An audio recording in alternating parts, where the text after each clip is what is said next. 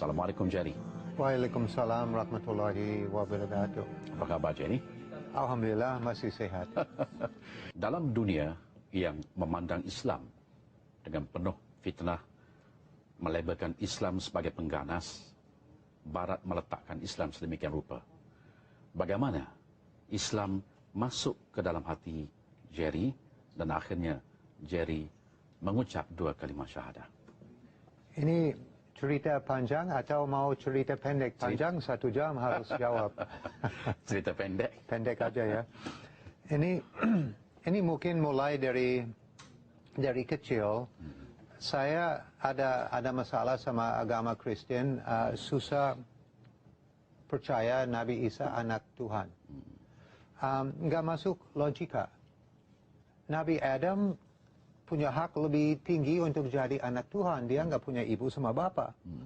Nabi Isa punya ibu. Kenapa dia jadi anak Tuhan? Kenapa Tuhan perlu punya anak dari manusia dia bikin sendiri? Nggak masuk logika saya. So, udah ada masalah dari situ.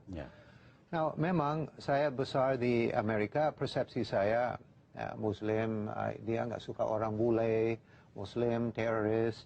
Memang dari Angkatan Udara Amerika kita ada rapat aman. Saya ketemu orang Muslim, dia bilang, "Good morning, Mr. Jerry, how are you?" Saya harus lapor sama Intel. So, memang persepsi saya nggak bagus untuk Islam. But Allah bikin habis keluar dari Angkatan Udara Amerika, kontrak sudah selesai. Allah bikin saya orang susah, harus tinggal di dalam mobil, harus 6 bulan di ujung satu dermaga, nggak ada makanan, keluarga nggak mau bantu saya. Ada kerja di Arab Saudi. Arab Saudi minta saya tugas untuk teknisi pesawat Raja Fahd punya pribadi. Saya afraid atau takut. Nanti dibunuh saya dari masalah saya orang bule. Nah, waktu sampai ke Arab Saudi baru mata saya buka. Baru saya dengar azan. Baru saya sadar ini Muslim bukan teroris, Muslim punya disiplin. Muslim solat 5 waktu sehari. Muslim puasa dalam bulan Ramadan. Muslim takut salah masuk neraka. Nah, saya kalah sama Muslim. Saya masuk gereja dulu paling 3 bulan sekali. Nggak mau masuk ke gereja dari masalah kurang spiritually enlightening untuk saya. Mata saya mau mulai buka di Jeddah waktu ada azan untuk solat seperti zuhur. Di luar Jeddah, di pinggir jalan, mobil berhenti solat di pinggir jalan. Di shopping mall mau bayar barang, karyawan nggak ada. Lagi solat di belakang. Toko emas, pintu buka, emas ada, karyawan nggak ada. Saya itu ada tukang dari toko emas, dia tanya sama saya, kenapa Mister nggak tunggu di dalam? Takut nanti bapak pikir saya maling, nanti potong tangan saya. Dia bilang, ini semua Allah punya, bukan saya punya. Ini semua yang di kamar ini, baju saya pakai harus balik ke Allah. Mungkin kamu atau orang lain perlu barang ini lebih dari saya, silakan ambil. Saya nggak pernah lihat iman seperti itu. Mata saya udah mau mulai buka ke arah agama Islam.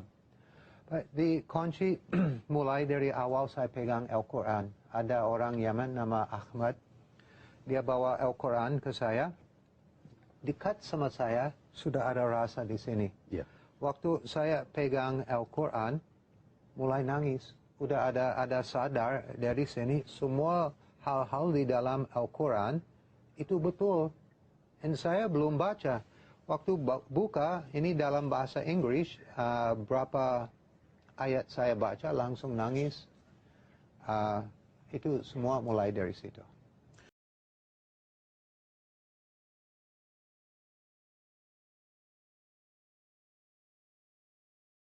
Baik, terima kasih Jerry. Itu dia tadi awal bicara sehingga bagaimana Islam itu masuk ke dalam hati Jerry dan akhirnya hidup sebagai seorang Islam. Indah sekali cerita itu. Saya rasa sangat begitu tinggi nilainya bagaimana Islam itu memberikan pencahayaan dalam kehidupan Jerry. Baik. Saya nak beralih kepada anjakan yang lebih jauh sedikit. Sebab Jerry juga melakukan kajian dalam bidang penulisan untuk menghasilkan buku-buku yang dihasilkan. Baik, jadi kalau kita saksikan sengketa, peperangan, konflik, kacau bilau, huru-hara, hari ini lazimnya berlaku di kebanyakan negara Islam. Betul. Soalan saya, apakah ini merupakan satu perancangan?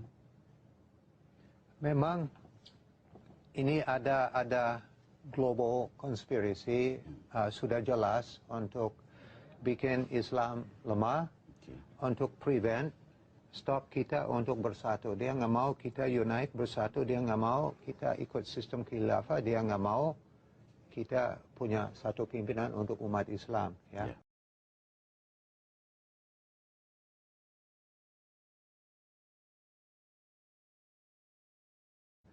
Now, lihat di daerah Timur Tengah, Amerika lagi bikin negara-negara di sana ada banyak intervensi bikin dia lemah. Seperti Iraq sudah jatuh, Tunisia, Mesir, Syria lagi kondisi kritis, Iran kena fitnah, Yemen kelihatan is next ya.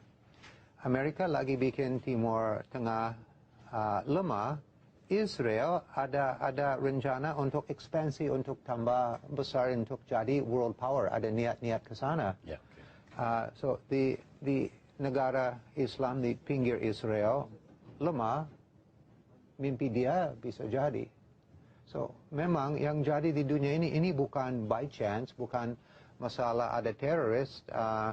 Memang teroris ada, but ini ada banyak fitnah. Ada global conspiracy untuk siapin di dunia untuk Dajjal. Masalah di situ. Mau siapin dunia ini untuk Dajjal. Ini kita lihat dari hadis suasana di dunia sekarang. Insya Allah sebentar lagi memang Dajjal mau turun. Ini waktu sudah dekat. Jadi yang berlaku sekarang ini merupakan persiapan golongan ini untuk menyambut, kita boleh istilahkan sebagai kononnya menyambut kedatangan Dajjal. Betul. Kita lihat dari semua masalah di dunia sekarang, ini akar atau the deepest root, ya. Okay. Ini always coming from religion. Ini mulai dari agama. Dan memang dia mau bikin economic crisis, krisis makanan. Dia coba kontaminasi agama seperti Islam. Dia bawa ideologi beda dari sunnah Rasulullah, ya. Untuk mau bikin Muslim bingung, mau bikin brother sama brother fighting. Ini dia lagi tugas sekarang. Orang dia nggak suka, di pimpinan negara nggak suka, di fitnah, dijatuhkan orang ini, dimasukin orang seperti pro Amerika, pro Barat. Ini lagi jadi sekarang. Ini memang masalah besar. Ya. Terima kasih Jerry. Dan ataupun nama Islamnya Haji Abdul.